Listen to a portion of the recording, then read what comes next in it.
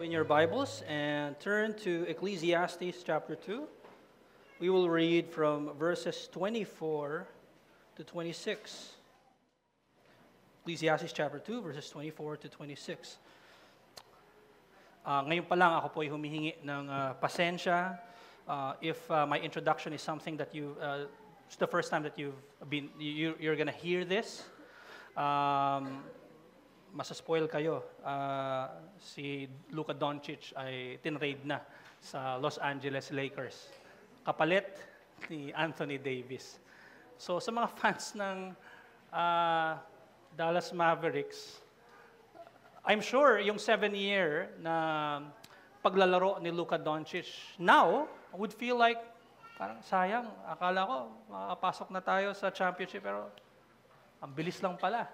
Saglit lamang. I'm sure ganun ang reaction ng maraming mga Dallas Mavericks fans na nandyan. And I'm sure those fans of Anthony Davis would say the same thing. Na may kalungkutan ba? Mabilis ang mga pangyayari. Fleeting ang kasiyahan na nating nararanasan nung pinapanood natin itong mga to. Marahil, ganun din siguro ang pakiramdam ni Kohelet. Now, he's not referring to any basketball player or any person.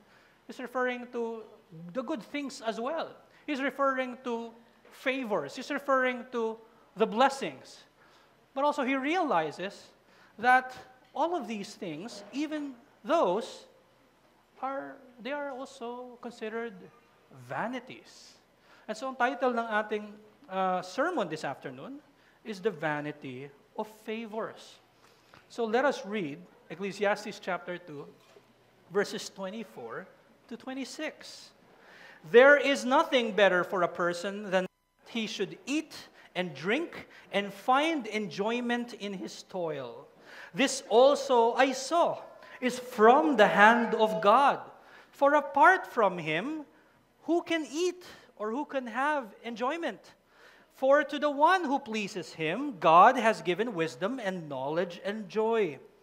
But to the sinner, he has given the business of gathering and collecting, only to give to one who pleases God. This also is vanity and a striving after wind. The grass withers, the flower fades, but the word of our Lord will stand forever. So he says, and I repeat in verses 24 to 25, he says, there is nothing better for a person than that he should eat and drink and find enjoyment in his toil.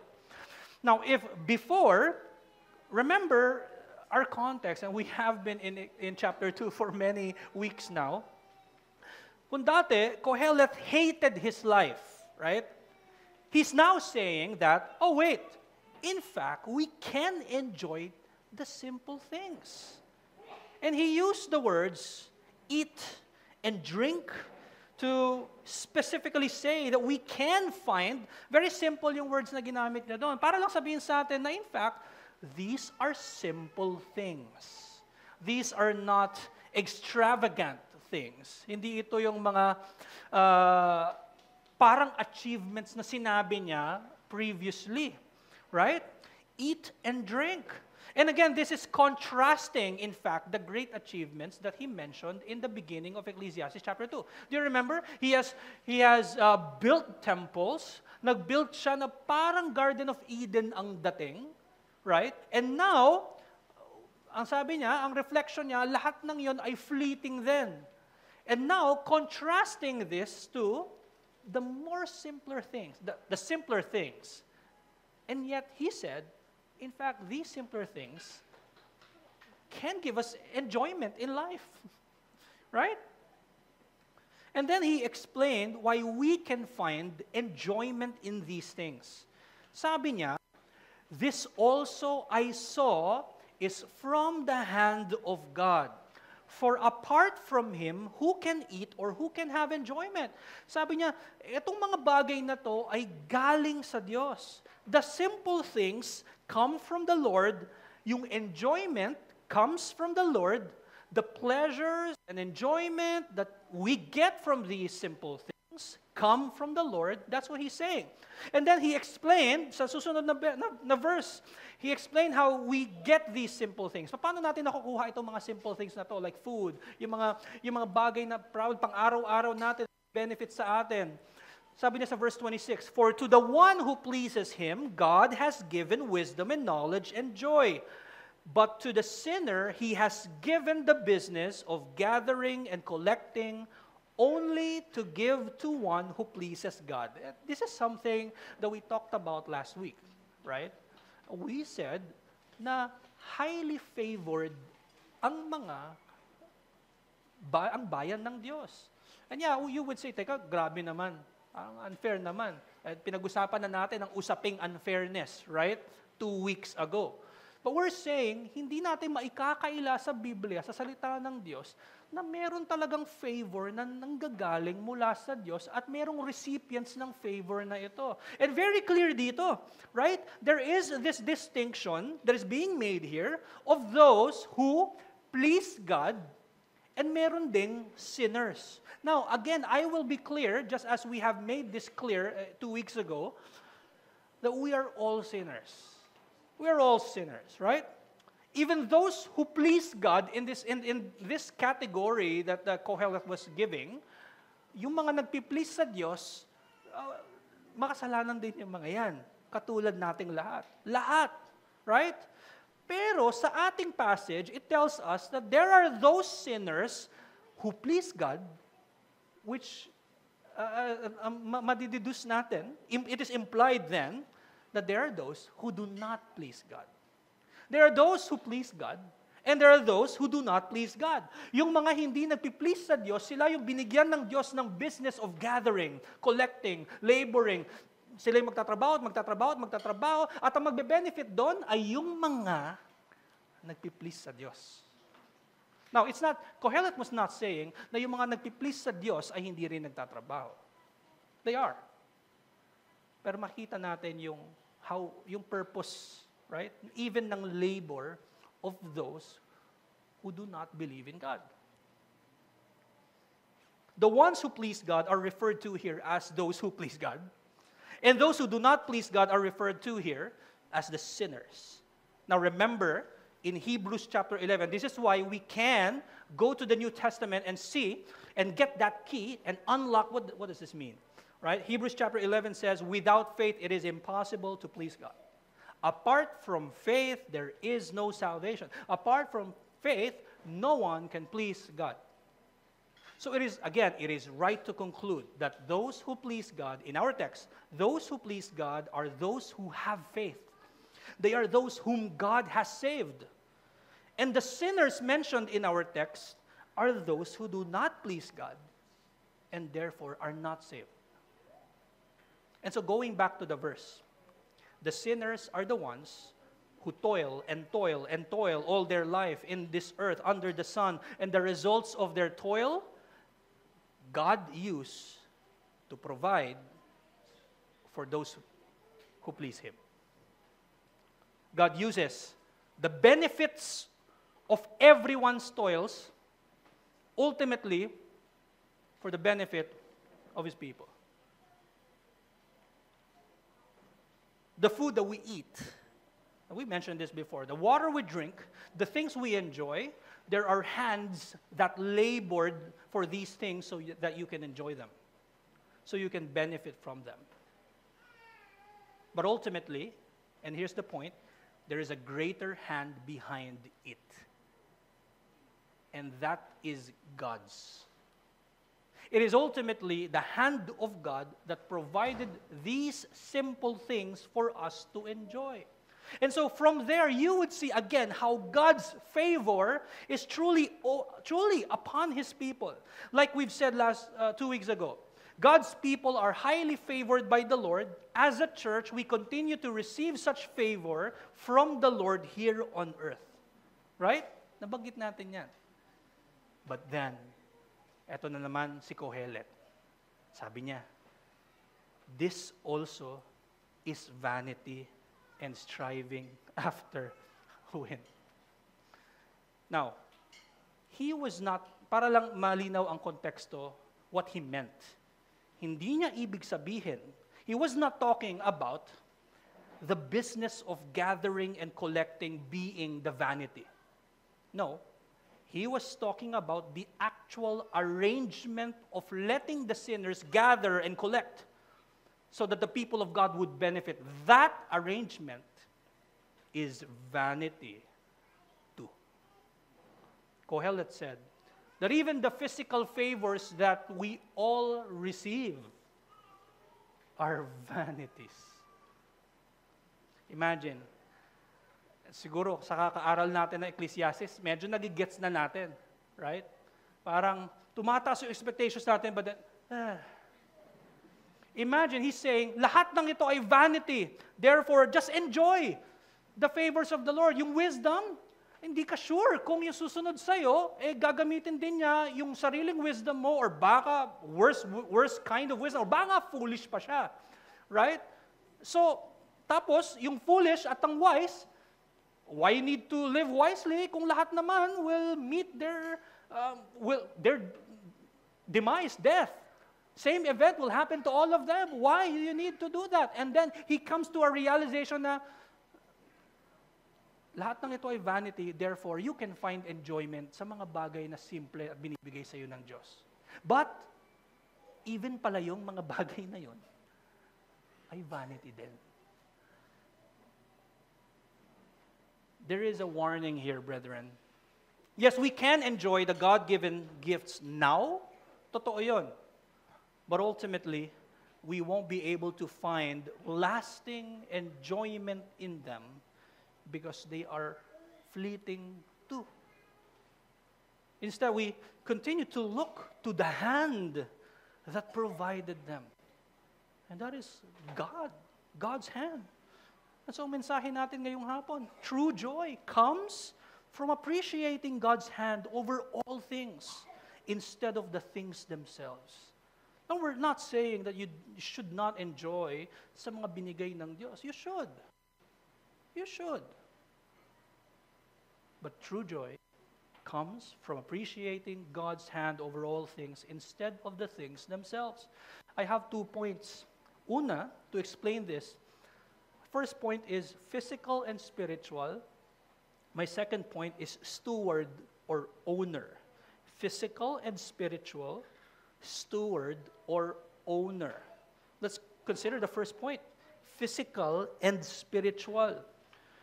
We are here again at this point where it seems like we have reached that point, that phase, that part of the scripture where we can say, oh, okay, ito na pala yung solusyon. We can find enjoyment pala talaga. But then, babagsakan na naman tayo ng realidad ni Kohelet at sabi niya, oops, pati po yan ay saglit lamang. Vanity din po yan.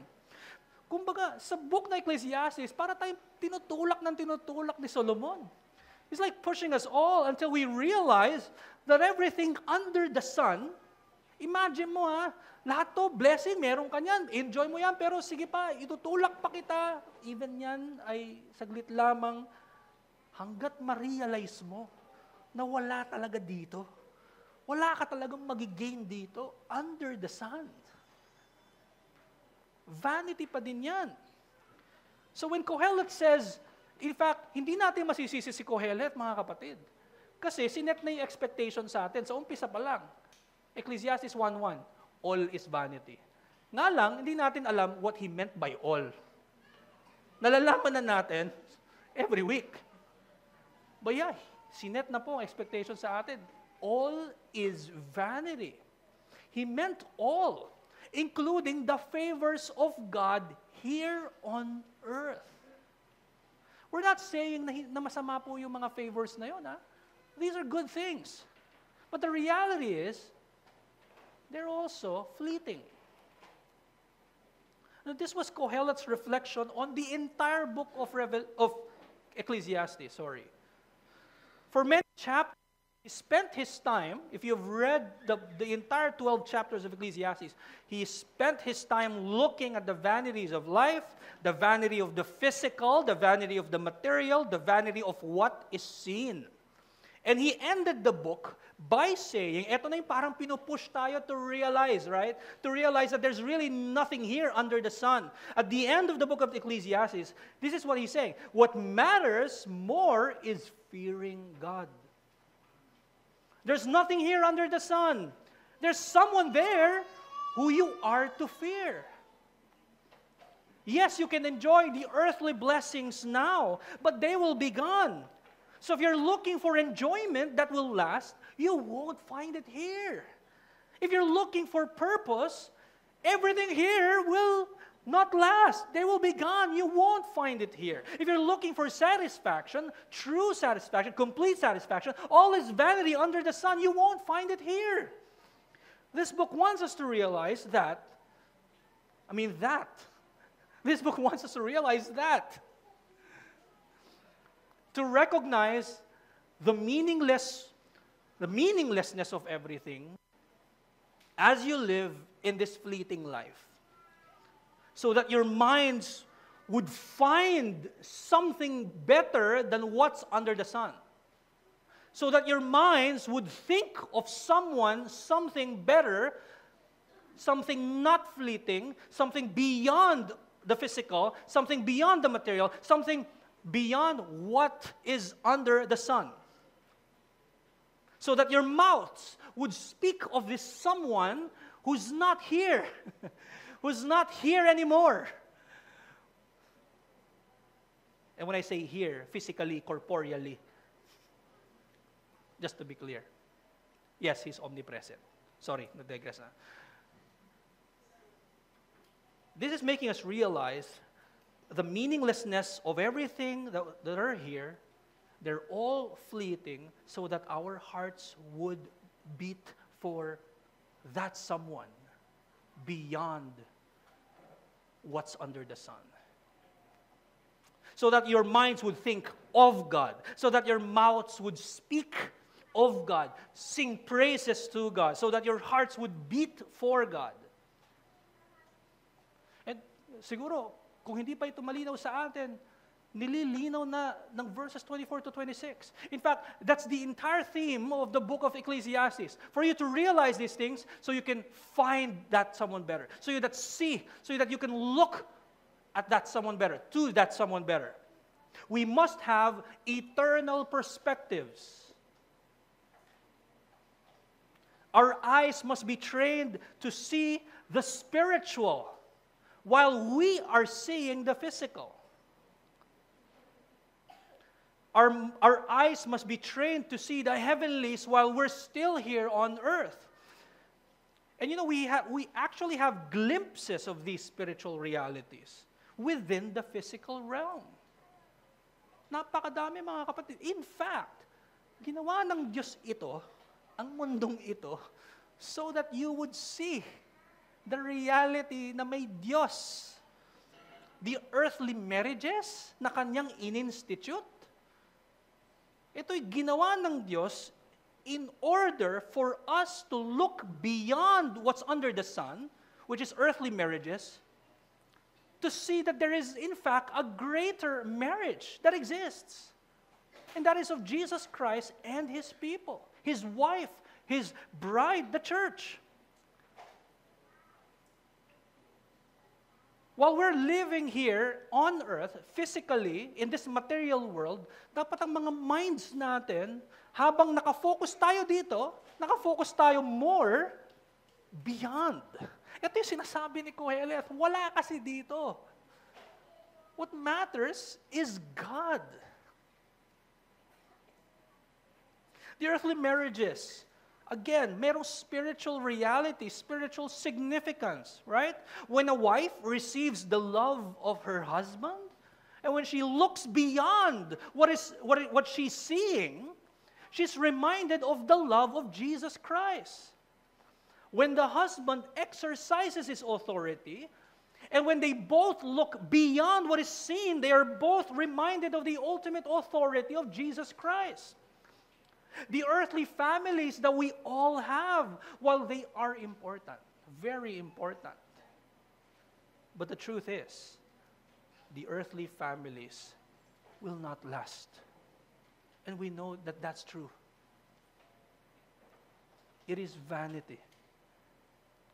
And when we look beyond the physical, we know that what will last is the spiritual family, the church of God, the family of God, the household of God. We're all citizens of our country in this earth. But if we look beyond what's under the sun, we know we are, in fact, citizens of heaven. Do we act like citizens of heaven while we are here in this material world? The physical blessings we enjoy here on earth. And when we look beyond what's under the sun, we know that there are greater blessings.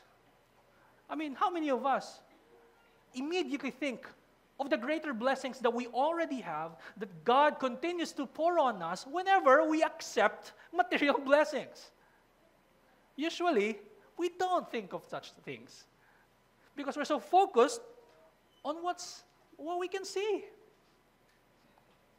We know that there are greater blessings. If you are in Christ, you have received them. You are receiving them. You will fully receive them. Forgiveness of sins. You have been forgiven, yes. Fully receive in a sense that you will be glorified when Christ returns. You have been forgiven. You have been sanctified. You're being sanctified. You will fully be sanctified. When Christ returns, you will be glorified. These are greater blessings. When you work and do your vocation, whatever your work is, and when you look beyond in heaven, you know that, I'm sorry, there's still work. So just to tell you, meron pa ring work, but a more perfect one. Sabi sa Revelation, they serve Him day and night. Imagine a work not hindered by sin. I don't know the specifics of the work. We'll know when we get there.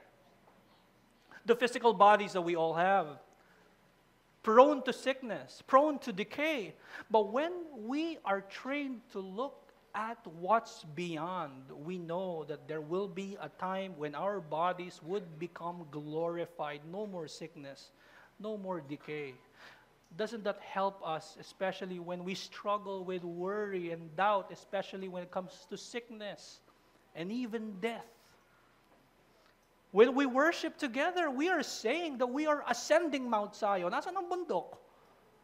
It is a spiritual mountain, we know. When we're together singing, we're together, according to Hebrews chapter 12, we are together with the innumerable angels in feastal gathering in heaven. When we listen to a faithful preaching of the Word, if we just look beyond under the sun, we know that it is indeed Christ who talks to you, who speaks to you. It is the husband sanctifying his wife. When we're together in worship, we always say it is a foretaste of eternity. We know these things. But do we remember them kapag tapos na ang araw ng pagsamba?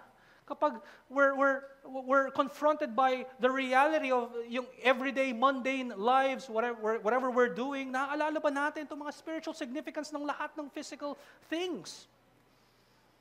Remember, such spiritual mindsets, such spiritual things are not possible if not for Jesus Christ. If not for Christ.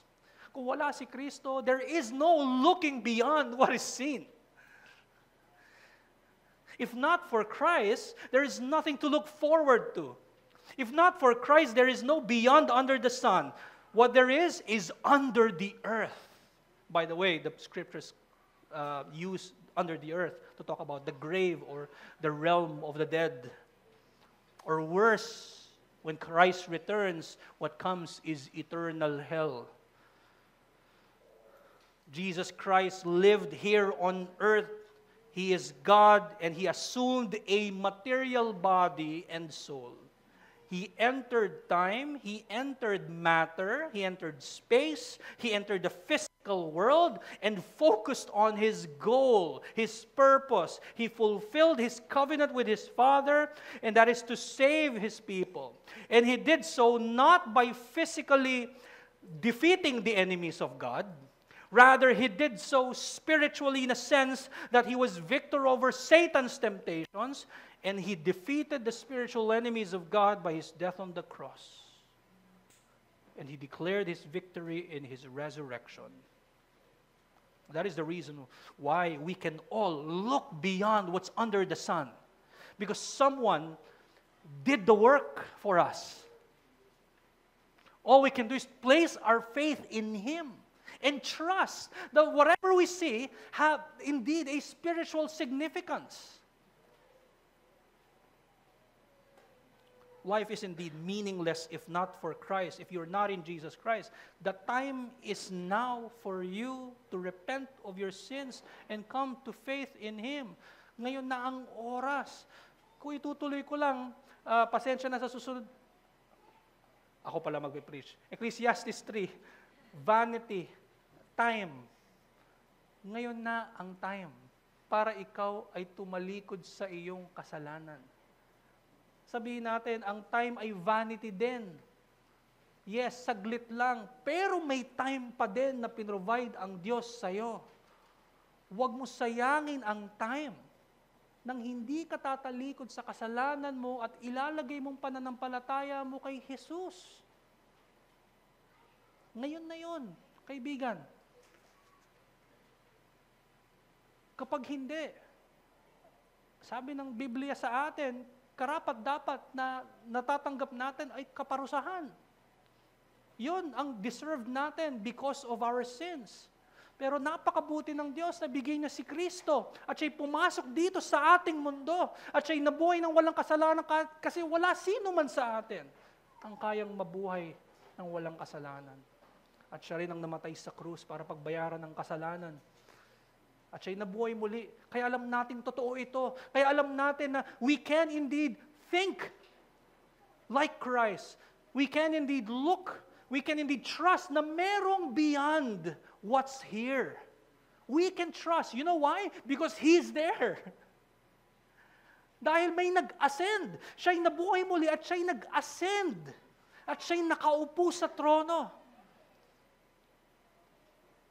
Kaya kung ikaw hindi tatalikod sa iyong kasalanan, kaibigan, at hindi mo ilalagay, you're not gonna place your faith in the Lord and Savior Jesus Christ, hindi ka maliligtas at ang kasalanan mo hindi mapapatawad ng Diyos. In fact, tatanggapin mo ang parusa ng Diyos. Either tanggapin mo yan or tinanggap na yan ni Kristo sa krus. Pero kung ikaw ay kay Kristo, kapatid, napakagandang reminder para sa atin na hindi itong buhay na ito ang panghabang buhay. We can always look beyond.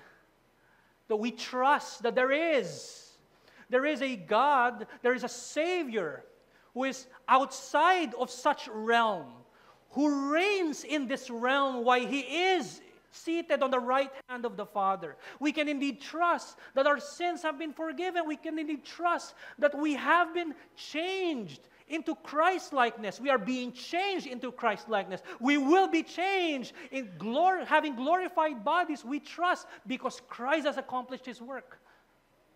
And so, as we live now, mga kapatid, magkaroon tayo ng kaisipan. May our eyes and minds and hearts be trained just like Koheleth. Lahat ng ito ay fleeting. What matters? God. So, challenge sa atin, mga kapatid. Train your eyes to look beyond the physical and see the heavenly realities. Train your eyes to look beyond the physical and see the heavenly realities. And the problem is that we're so focused on the physical. Medyo nabanggit na ito kaninang umaga sa preaching. Nagre-result ito ng anxiety, worrisome life sa atin. We immediately worry about things. We have forgotten about the ravens, mga kapatid. We're so focused on the physical. Minds are not looking beyond. Our minds are boxed lamang dito sa physical world. That it's as if there's nothing beyond under the sun. We're thinking na eto yung buhay natin, eto na yon. Nakakalimutan natin, mga kapatid, we have forgotten the ravens. The ravens who neither sow nor reap, who neither have their storehouses and barns, and yet God feeds them. Luke chapter 12. We have forgotten about the lilies and the grass that grow on their own, na dinadamitan ng Diyos. Nakalimutan natin na kinumpara pa yun sa pananamit ni Kohelet. Na even that, walang sinabi yung pananamit ng Diyos sa mga lilies at grass compared sa pananamit ni Koheleth. We have forgotten about the earth that is continuously being protected despite the existence of bad stewards in the past years and centuries. I mean, kung magiging, yes, just ang Panginoon. Just ang Panginoon. Pero kung He would act on it immediately, baka hindi na tayo inabot ng 2025 sa growth ng kasamaan sa mundo. Pero nakita natin ang proteksyon ng Panginoon sa Kanyang nilikha. And yet, we continue to worry about, in comparison to the bigger problems of the entire creation, we worry about really smaller things. We worry about a lot of things in life. We're so focused on the physical. If you struggle with these things, kapatid, look to the cross of Jesus Christ. Because the most important need of man, ayan if you struggle with worry, hindi natin dinidiscount ang pagiging human being natin. On top of that, yung pagiging makasalanan natin, we do tend to worry about things. I believe there's not a day, probably, kung magiging totoo tayo sa ating mga sarili, probably there's not a day na hindi tayo nag-worry about things. Hindi necessarily pera, marahil sa ating kalusugan, relationship, lahat ng bagay. But if you struggle with these things, yeah, you may say there may be practical solutions, but may I say that the Bible tells us to look to the cross of Christ. Bakit? Kasi yung pinaka-importanting need ng tao, if we're really gonna be worried about things, we need to be worried na hindi tayo katanggap-tanggap sa Diyos. Kung hindi ka sa Diyos, mag-worry ka. Pero pinrovide ng Diyos ang krus. Namatay si Kristo. The most important need of man has been provided to people. All we need to do is repent of our sins and come to faith in Jesus Christ. Kung ikaw ay wala pa kay Kristo, manampalataya ka, pero kung ikaw ay kay Kristo, siya pa din ang solusyon. Siya pa din ang solusyon sa worry nating lahat, mga kapatid. Ito yon. Kung pinrovide ng Diyos ang pinaka-importanting need ng tao, paano pa yung kinawo-worry natin ngayon? Paano pa? And let's compare. Ano yung pinakamabigat doon? Kumpara natin yung guilt natin sa kasalanan o yung problema mo ngayon, whatever that is. Now, let me be clear. Hindi natin minamaliit ang problema natin sa buhay. Pero kung meron tayong point of comparison, hindi siya comparable sa need na pinrovide ng Diyos sa atin. Kung ikaw ay nag-worry, kapatid, tumingin ka kay Kristo. Tumingin ka. Tumingin ka sa pinrovide ng Panginoong sa ating kaligtasan. Worry is really a result of putting all our minds, our efforts to the material things we hold dear. This is why, you know what? This is why it is important that we are here in worship.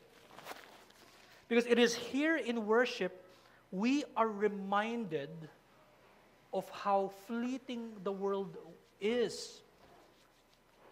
We are reminded here in worship of the fleeting world we live in and the eternity that awaits.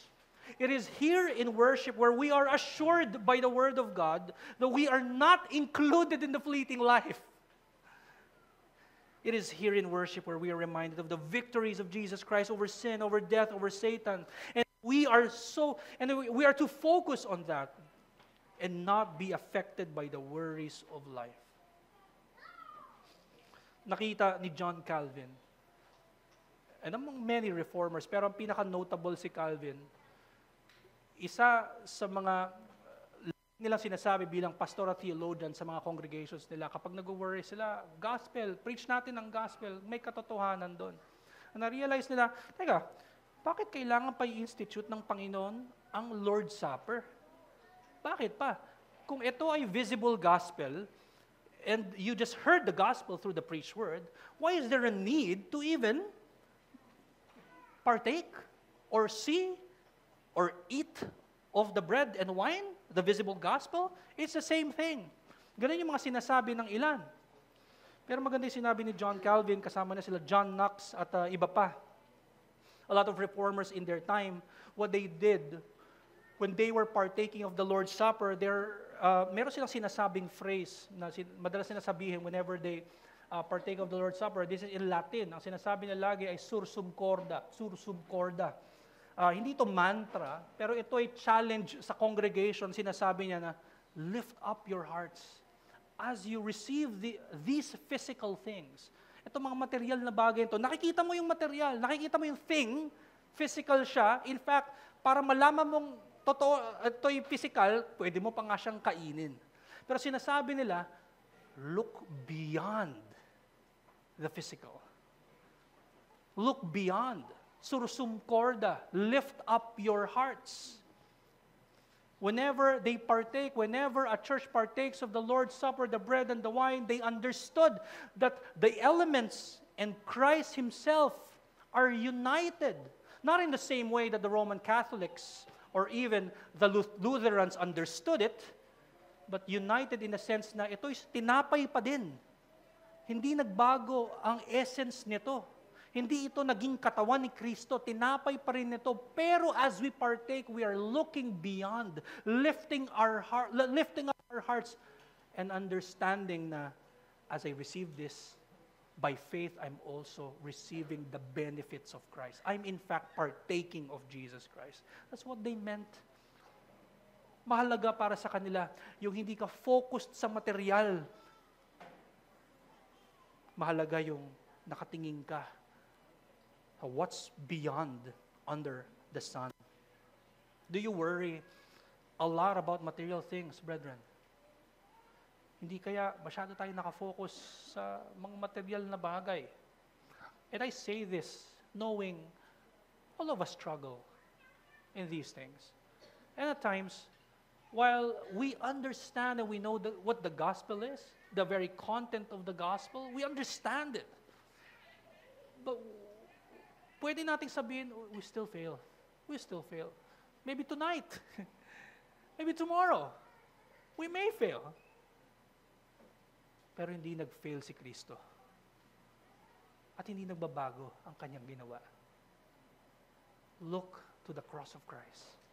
That is your antidote to worry. He is reigning, sitting on the right hand of the Father. Look beyond what is under the sun. At ang last point ko, steward or owner. Steward or owner. And so Koheleth is saying, he's saying that we can find enjoyment in the simple things. Hindi natin kinakaila ito. In the food, in the drink, in the shelter, in any situation that we are in. And the only reason we can find enjoyment in them is when we understand that these things come from God. If we think that we can just eat of them and enjoy it, not realizing that these things come from God, marahil hindi totoo ang ating enjoyment of it. Sabi ni Koheleth, verse 24, this also I saw is from the hand of God. By the way, yung term na sinabi niya doon na I saw, marami sa kanyang sulat sa Ecclesiastes yung word na perceived. I perceived, I perceived, I saw. He's using the same word here. Ibig sabihin, he understood, naintindihan ko, na ito ay galing sa Diyos. And verse 25, sabi niya, for apart from God, who can eat or who can have enjoyment? Kohelet understood where these simple things that can be enjoyed, where they come from. It is from the hand of God. There is a source of the good things. And the Bible tells us that it is so because the source is the owner of all things. Merong owner of all things. Psalm chapter 24 verses 1 to 2. It says, the earth is the Lord's and the fullness thereof, the world and those who dwell therein. Alam mo, ang psalmist, pwede naman niya sabihin, everything is owned by God. But he wants to be specific here. The earth is the Lord's and the fullness thereof, the world and those who dwell therein. For He has founded it upon the seas and established it upon the rivers. Pag-aari ng Diyos lahat. Koheleth realized this. It is from the hand of God. The arrangement, divine arrangement of the sinners working so that the church would benefit, such arrangement, it is from the hand of God. And the New Testament speaks of the source of these things. James chapter 1 verse 17. Familiar kayo marahil sa verse na ito. James chapter 1 verse 17, kino-contrast ni James yung source ng bad sa source ng good. Kung maalala niyo sa James chapter 1, sinasabi ng Panginoon na ang temptation ay hindi nanggagaling sa Diyos. And so, ano yung nanggagaling sa Diyos? Verse 17, every good gift and every perfect gift is from above, coming down from the Father of lights. We tend to forget that all things come from God. Mga kapatid, we tend to forget that we are but mere stewards of the good gifts of our God. When we say stewards, ibig sabihin nun, pangangalaga. Yung mga bagay that God has given us from His hand that we can enjoy, lahat ng mga bagay na to ay hindi siya end for us. Ito ay means. Ito ay means lamang. Stewards lang tayo, mga kapatid. Dito natin makikita na vanity din to, fleeting din to, kasi hindi rin to tatagal sa ating mga kamay. Naalala nyo ba kapag kayo sumahod, sasabihin nyo minsan, parang ang bilis lang, kahapon kakasahod ko lang, ngayon wala na sa kamay ko. In that sense, mabilisan lang mga kapatid, we are but mere stewards. Merong example niyan sa Old Testament, kilala natin si Joseph. Si Joseph, in the beginning of his story there, he was called to be the steward of the sheep. Ang may own ng sheep, tatay niya. Pero pinangalaga sa kanya. Siya yung nagmamanage ng sheep, kaya nga nainggit sa kanya mga kapatid niya, siya yung nagmamanage ng sheep ng kanyang ama. Who owns them? Jacob. And then, providentially, we know what happened. Siya ay pinersecute hanggang napunta siya sa bahay ni Potiphar. Si Potiphar ang may-ari ng household, si Joseph ginawang steward ng household ni Potiphar. And Joseph was given such privilege and authority na i-handle, i-manage yung household ni Potiphar. Pero hindi niya owned yun. Pero binigyan siya ng liberty on what to do in the household. It was owned by Potiphar. And we know what happened providentially. Siya ngayon ay naging second in command in Egypt. Sino ang first in command? Pharaoh. Pero si Joseph, kahit second in command siya ay steward in a sense na meron siyang authority at liberty to do what he can. In that sense, steward. Now, Joseph was a good example of stewardship. There's also another steward. The first one, Adam. Adam was called to be the steward of creation, who was called to manage the entire creation, to enjoy creation, to bring creation into completion in his obedience to the Lord. But unfortunately, when his wife was tempted to become like God, to become like the owner of creation, they both failed. And because of that sin, all of us sinned too, by failing to become good stewards of God's gifts. Lahat tayo nagkakasala. Lahat tayo ang buong mundong ito ay plunged into curse. When we receive good gifts, our immediate response, hindi gratitude. Hindi tayo good stewards. Because of the original sin, all of us have sinned against the owner. Because of that sin, all of us became prideful and think we are the owners. Because of that sin, all of us tend to find enjoyment in the gifts rather than the giver of gifts. And this is why the Father sent His Son to be the better steward. Si Kristo. He is the better steward of creation. Dahil sa Kanyang perfect obedience, namatay siya sa krus at namuhay muli, He will begin the consummation of creation. In fact, nag-uumpisa na ngayon pa lang. In that sense, siya ang better steward. Dinala niya at dadalin niya ang creation to completion compared to what Adam did. Christ was also the great steward of time because He obeyed perfectly. Enough yung 3 years niya of ministry, enough din yung yung years niya of life, enough yun, ginamit niya yun wisely to fulfill His purposes. Yung what Adam failed to do, to bring creation to a life everlasting, it was Christ who was able to do that. And Christ was the steward of His people. He takes good care of His people by dying on the cross and continuously feeding them with the Word. Tayong mga na kay Kristo, dahil sa ginawa niya, we too are called to be good stewards. In fact, in relation to what is given to us by God, we are called to be stewards of them, not to act as owners. Because the moment we think we are the owners of good things, that's our pride kicking in. We tend to think that we are in control of these things, and we forget where we get them from.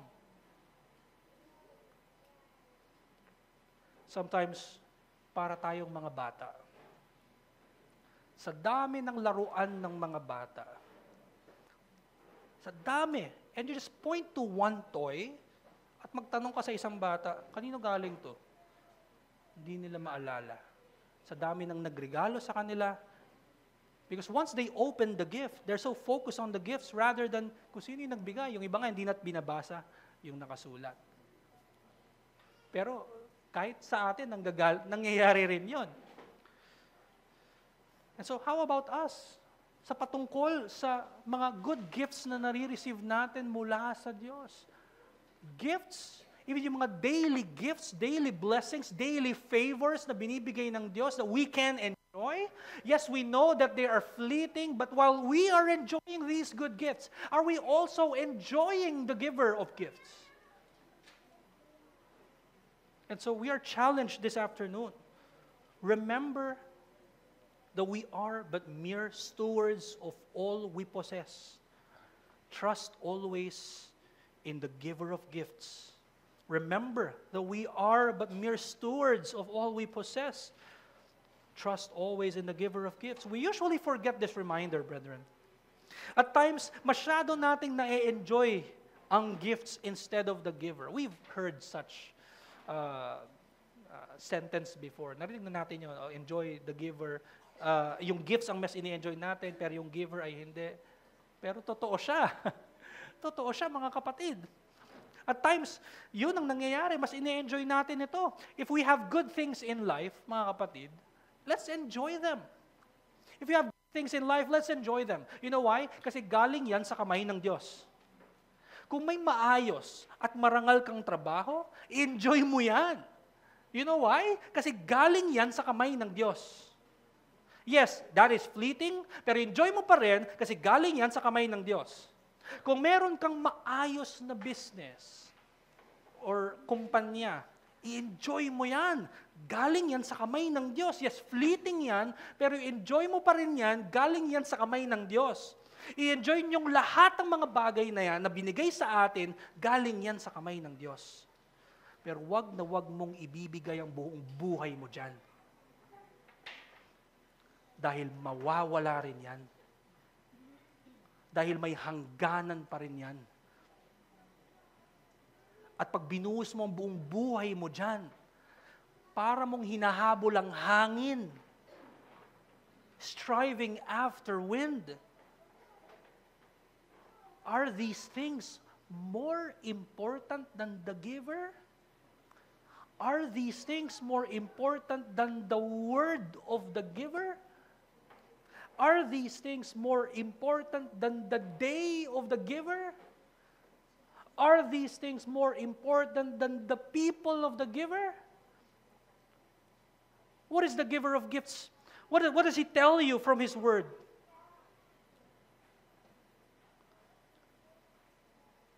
Will you also trust the giver of gifts if the giver of gifts tell you to also give? You know why? Because you are stewards. Dadaan yan eh. Paul understood that. Paul understood that we are just stewards. And so he taught the Corinthian church. Sabi na sa 2 Corinthians chapter 9 verse 8, God is able to make all grace abound to you, so that having all sufficiency in all things at all times, you may abound in every good work. Wala siyang concern sa dumami man ng kayamanan mo. Kasi sabi ng Panginoon, God is able. He's talking about ability here. Hindi question yung, teka, kaya ba ng Diyos magbigay ng marami? O kaya niya, sabi ni Paul. God is able to make things abound to you. So that, eto yung rason, so that maging steward ka. So that having all sufficiency in all things at all times, ikaw din ay mag-abound in every good work. Able lang Diyos ibigay at ibuhos sa iyo ito para ikaw ay ibuhos mo din.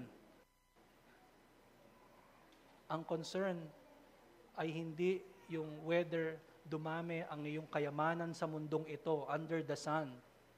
Ang concern, magiging katulad ka ba ng iyong Savior na ibinigay ang kanyang sarili? Because we are mere stewards. We are not called to hoard the gifts of God. Yes, tayong ina-acknowledge natin na galing sa kamay ng Diyos ito, pero hindi mo ibibigay ang buong buhay mo dito. You're called to just be stewards of these things. You're also called to look at the giver, to appreciate the giver. Kasi pag hinord mo mga bagay na to, binigay mo buong buhay, pawis, effort mo sa mga bagay na to, sa mga bagay na fleeting, sa mga bagay na material at mawala rin, that may lead you to idolatry. Naka-focus ka na sa gifts, hanggang yung gifts mo ay maging Diyos-Diyosan.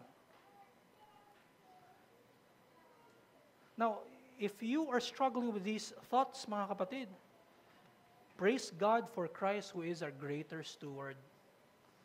None of us will be a greater steward like Christ.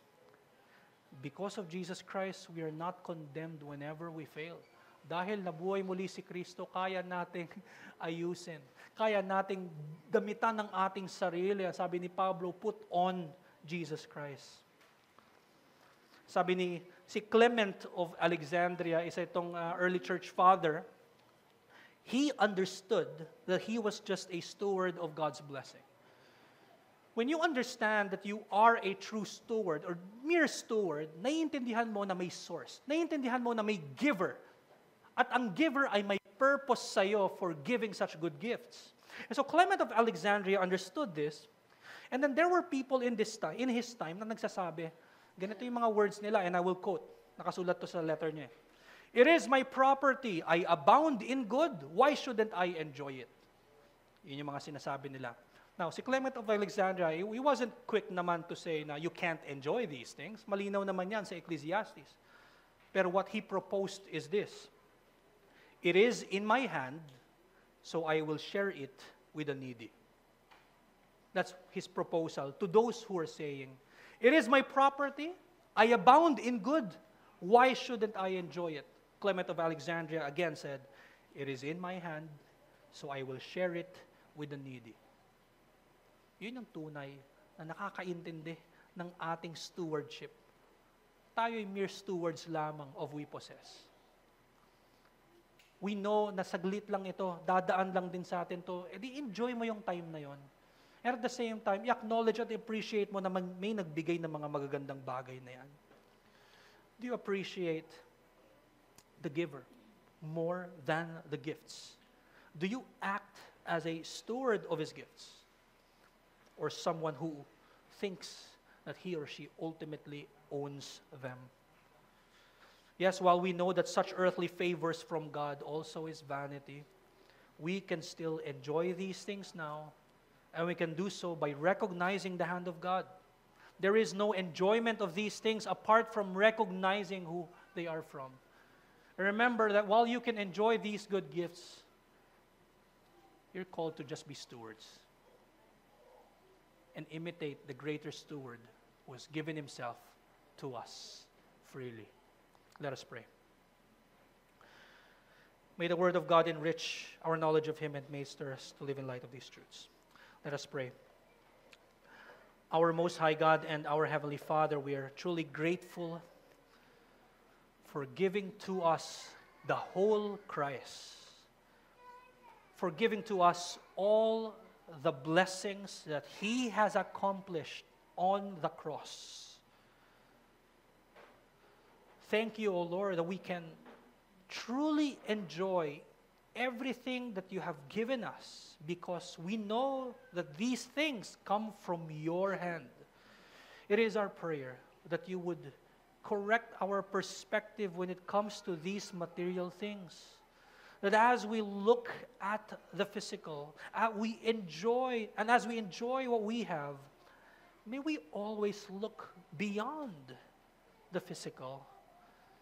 May you train our eyes and minds to see the spiritual things and appreciate them.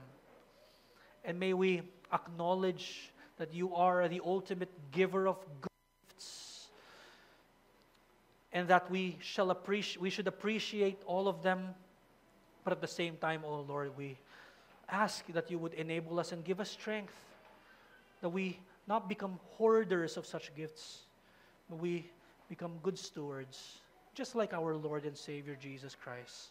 Panginoon, tulungan mo kami, O Diyos. And salamat, Panginoon, that we have this great opportunity to partake of the supper. A great opportunity to again lift up our hearts and see and know by faith that as we partake of the elements, we are feeding upon our Lord and Savior Jesus Christ. And all the benefits that he has accomplished, we are to receive. And so, Lord, thank you for your goodness to us. We pray that you would save those whom you have not called yet, O Lord. Allow them, O Lord, to repent of their sins and come to faith in your Son. Again, this is our prayer in his name. Amen.